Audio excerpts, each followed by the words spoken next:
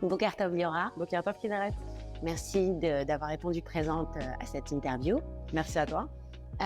Est-ce que tu pourrais en quelques mots te présenter et nous décrire ton parcours jusqu'ici? Alors, bien sûr, je m'appelle Liora Lévy, j'ai 40 ans, j'ai fait ma Aliyah il y a 22 ans maintenant. À l'âge de 18 ans, je viens de banlieue parisienne en France. Donc après le bac, j'ai fait ma Aliyah, j'ai fait mes études au Technion à Haïfa. Je la fais courte, hein. Oui, Il y a eu des étapes entre, mais bon, j'ai fait mes études à Haïfa. Ensuite, je suis venue à Natania, je travaille en tant qu'ingénieure dans la high-tech. J'ai 2 petites filles, je suis maman de 2 petites filles et les gens me connaissent en général parce que je suis mère adjointe à Natania. D'accord.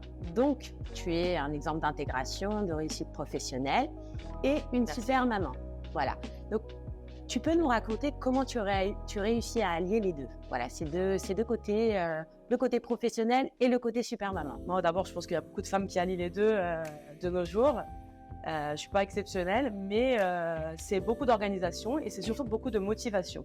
Quand on aime ce qu'on fait, quand on est passionné, on trouve le temps, on trouve l'organisation pour tout faire. D'accord. Est-ce que tu peux revenir un petit peu sur ton parcours professionnel aujourd'hui? Quelles sont tes missions, tes responsabilités, tes objectifs aussi? Alors, je pense que tu parles de la mairie, parce que Oui. dans ma vie privée, je suis ingénieure dans la high-tech. Je travaille dans une société américaine à Natania. D'accord. Mais à la mairie, ce qu'il faut comprendre, c'est que, bon, déjà, comment fonctionne une mairie? Il y a la maire de Natania et 27 conseillers municipaux. Donc, tous, la maire et les conseillers municipaux, ont été élus aux dernières élections qui ont eu lieu il y a à peu près 5 ans, un peu plus de 5 ans maintenant. Et chacun qui rentre dans la coalition, si vous voulez, c'est un petit peu comme à la Knesset, reçoit un dossier, comme le gouvernement. Donc moi, j'ai reçu le dossier de l'intégration et de la santé. Également, j'ai été nommée maire adjointe, il y en a 4 sur les 27. Je suis la première OLA ou même OLé de France qui a été nommée maire adjointe. Je suis la première OLA de France ou OLé de France qui a été nommée à l'intégration, puisqu'avant, c'était toujours des OLIM de Russie, en général. Je siège dans plusieurs commissions, la commission de l'éducation, la commission de l'urbanisme. Je dirige la commission d'intégration, je dirige la commission de la santé, voilà, beaucoup de missions. D'accord. Et juste une petite parenthèse, tu le fais, tu reçois un salaire pour ça ou tu le fais en tant que bénévole? Non, j'ai mon salaire dans la high-tech, avec lequel je vis. D'accord. Et la mairie, tous les conseillers municipaux, excepté vraiment la maire et 2-3 collaborateurs très proches, tout le monde est bénévole. D'accord. Donc en fait, tu gères pas mal de dossiers. Comment tu arrives à t'organiser? Par exemple, c'est quoi? La petite blague de mes filles, c'est que maman a 2 travails. C'est-à-dire, j'ai le travail même la journée, on va dire 9h, 18h à peu près, parfois plus. Et j'ai mon travail que je fais, j'ai pas de nuit, j'ai pas de soirée, j'ai pas de... Bon, au Hachem, j'ai le Shabbat, heureusement. Voilà. Mais sinon, c'est tout le temps, toute l'année, en vacances, partout. Heureusement, on a maintenant les téléphones, on peut tout faire par téléphone. Il y a un projet pour lequel tu te bats un peu plus que les autres. Ça veut dire aujourd'hui, est-ce qu'il y a quelque chose qui te tient à cœur, que tu aimerais voir changer, par exemple? Bon, d'abord, je suis rentrée vraiment pour représenter les Olim de France. C'était vraiment quelque chose qui manquait à la mairie de Natania, quelque chose dont on avait besoin ici. Donc je suis rentrée pour ça, c'est vraiment mon projet principal. Comme je vous ai dit, je suis aussi à la santé, à l'urbanisme, mais vraiment on va dire les Olim de France, c'est mon projet principal. Et un des projets phares que j'ai mis en place, c'est le service francophone à la mairie. Ça n'existait pas avant. C'est un numéro de téléphone que vous appelez, les francophones qui ont du mal, qui ne savent pas à qui s'adresser à la mairie. La mairie, c'est 4000 employés, il faut comprendre. Donc, on ne sait pas toujours à quel service, comment s'adresser. Et puis, évidemment, la barrière de la langue. Donc, on s'adresse à cette personne du service francophone. Elle vous aide dans toutes les démarches. Ça peut être pour les inscriptions scolaires, par exemple, mais aussi, par exemple, pour obtenir des réductions de Arnona. Les gens ne savaient même pas qu'ils avaient droit à une réduction. Et grâce à elle, ils obtiennent des réductions parfois importantes.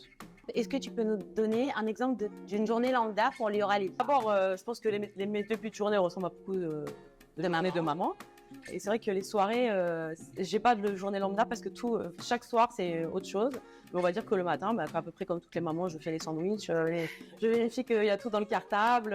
S'il faut que je les emmène à l'école, maintenant elles sont un peu plus grandes, elles viennent toutes seules. L'après-midi, si je travaille de la maison parce qu'on a la chance, c'est une des choses qu'on a eues de la Corona, c'est de pouvoir travailler des fois de la maison. Donc si je travaille de la maison, je les accueille pour l'après-midi. Sinon, elles se débrouillent toutes seules. Il n'y a pas le choix. Elles ont quel âge? Elles ont maintenant 11 ans et 9 ans. D'accord. Voilà, elles sont un petit peu plus grandes. Avant, c'était le Tsaharon, enfin, voilà, comme beaucoup de monde. Et le soir, soit babysitter, soit elle reste toute seule, ça dépend des horaires. Ça peut être des réunions à la mairie, ça peut être des réunions qui durent même parfois très tard, jusqu'à minuit ou plus. Tu vas beaucoup sur le terrain. La mairie. Alors, il y a la mairie, c'est ce que je disais, c'est qu'il y a les réunions à la mairie, il y a les événements auxquels, pour moi, c'est très important d'assister, c'est-à-dire de rencontrer vraiment les habitants. Ça permet, quand j'organise des événements, j'y vais. Parfois, on m'invite à des événements pour participer, tout simplement. Mais ça me permet vraiment d'aller à la rencontre des gens, de parler, de les voir, de comprendre leurs besoins. Voilà. D'accord, donc tu essaies d'être accessible, entre guillemets, pour pouvoir répondre aux besoins des gens. Je crois que sur les 27 conseillers municipaux, je suis une de celles qui suis le plus accessible. C'est-à-dire que les gens ont mon téléphone privé, mon WhatsApp. Tu reçois beaucoup de messages Beaucoup de messages et surtout à toutes les heures du jour et de la nuit. Ouais. D'accord, ok, Kalakavod. J'essaie toujours de répondre vraiment dans les quelques minutes. Kalakavod. Liora, est-ce que la guerre, ce qui s'est passé le 7 octobre, est-ce qu'elle a changé quelque chose dans ta vie, dans ta vision des choses, dans tes objectifs personnels, professionnels? D'abord, cette tragédie qui nous est arrivée le 7 octobre, je pense que ça a changé énormément de choses dans le pays. Mais je décide, parce que c'est une décision, de toujours voir le positif dans chaque chose. Bon, évidemment, au début, on était tous choqués. Je pense que c'est pas la peine de l'expliquer. Mais tout de suite, en tout cas à Natania, s'est mis en place un réseau de bénévoles, un réseau de personnes, y compris la mairie et évidemment des habitants. C'est vraiment le cœur des habitants de Natania qui est sorti. Il faut voir le nombre de choses que les gens amenaient dans les matnassim, le nombre de denrées alimentaires, de shampoings, de cosmétiques, enfin vraiment tout. Et aussi s'occuper des enfants. Donc vraiment, on a vu l'unité, on a vu le don de soi des habitants.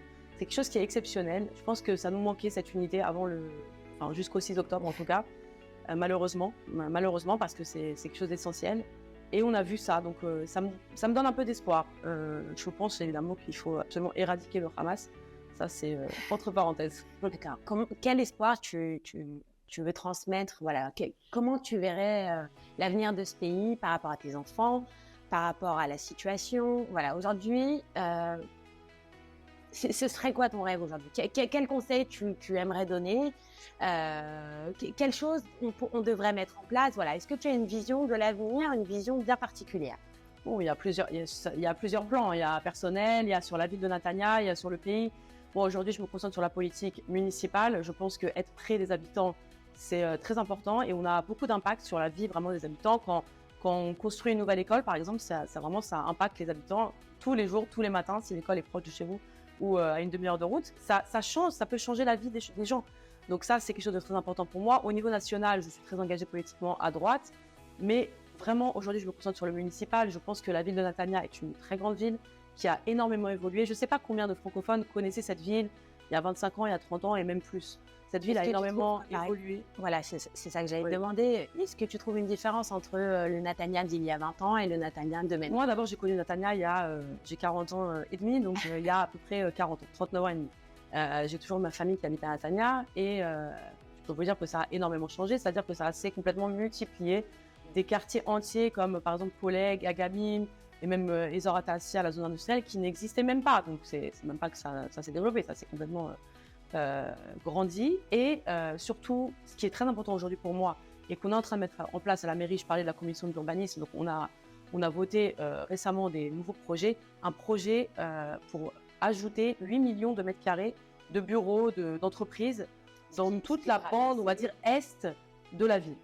D'abord, ce qui proposera beaucoup d'emplois pour les gens de Natania et pour la région, mais surtout pour les gens de Natania. Donc, ça permettra aussi de désengorger les embouteillages. Et ça permettra aussi de un petit peu équilibrer la Arnona, c'est-à-dire entre les entreprises qui payent plus de Arnona que les particuliers. Ça permettra d'équilibrer la Arnona pour pouvoir ensuite la baisser chez les particuliers. Donc, tu crois en une expansion, en tout cas un bel avenir pour Natania? Oui. D'accord.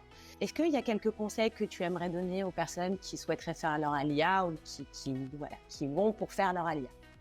Il y a les gens qui vont faire leur alia.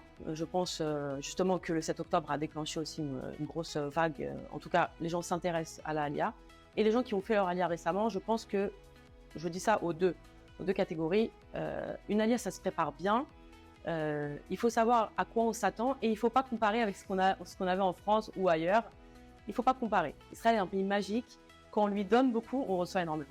Qu'est-ce qu'on pourrait te souhaiter de meilleur pour l'avenir? Dans ta vie privée comme professionnelle d'ailleurs. Bah, écoutez, dans ma vie privée, bon, dans quelques semaines, il y a les élections. Donc, si je peux continuer à vous rendre service, à aider le Olim, à faire porter cette voix aussi un petit peu différente, européenne, d'une femme jeune, voilà. Donc, ça, ce serait pour le côté, on va dire, professionnel, mais aussi personnel. Et vraiment, ce qui me tient à cœur aujourd'hui, c'est la libération des otages. Voilà, j'ai le collier, je ne sais pas si on le voit. La libération des otages, c'est quelque chose qui est très très important. Je pense que ça nous touche tous personnellement. C'est comme si c'était nos enfants. Donc oui. Merci beaucoup, Liora. Merci, Kinara. Très belle réussite. Merci beaucoup. Et j'ai cru entendre qu'il y avait un cœur à prendre. Oui. Bon, bah alors, on ne sait jamais. Hein, Ça va vous intéresser. Une belle réussite, Liora. Merci. Merci à toi.